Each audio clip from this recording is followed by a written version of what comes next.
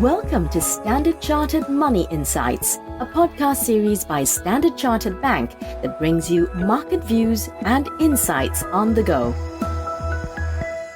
Welcome to Cut to the Chase. Today is Wednesday, the 31st of May. I'm Daniel Lam, your host for the podcast. Being the head of equity strategy in the CIO team, my natural inclination would be to look at developments in equities.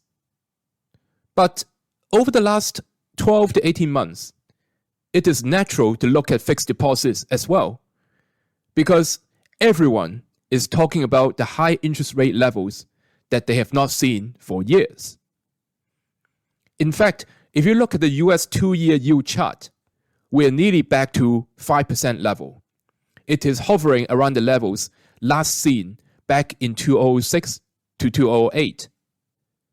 Now, in contrast, the current US 10-year yield level is close to 4%, which is above average compared to its 20-year history.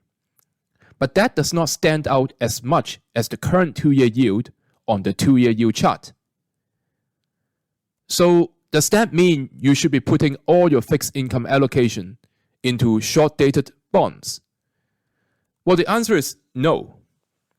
In fact, you should be putting more emphasis on bonds with longer maturity. So let's take a look. So although longer maturity bond yields are lower than the yields offered by the shorter maturity bonds, we still find the longer maturity bonds as more attractive due to the potential for greater price gains if the US enters a recession. The higher interest rate sensitivity of long-dated bonds means that price changes by a larger extent than shorter maturity bonds for the same movement in bond yields. Hence, we see value in being overweight on longer maturity bonds, which we see as 7 years or longer.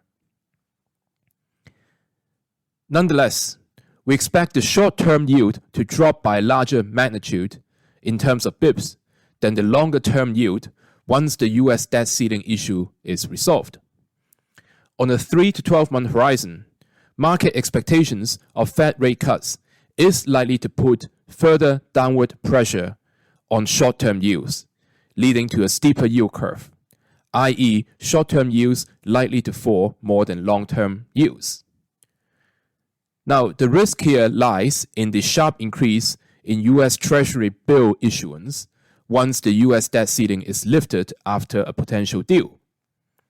Thus, we would need to track the discussion between the two US parties and evaluate the longer-term impact based on the nature of any debt ceiling agreement. So that is all from me for today. As always, if you enjoy this podcast, please don't forget to rate and like it. Thanks for listening, and we wish you a happy day ahead. Thank you for listening to Standard Chartered Money Insights, a podcast series by Standard Chartered Bank. For more details on the latest market insights, subscribe to Standard Chartered Money Insights.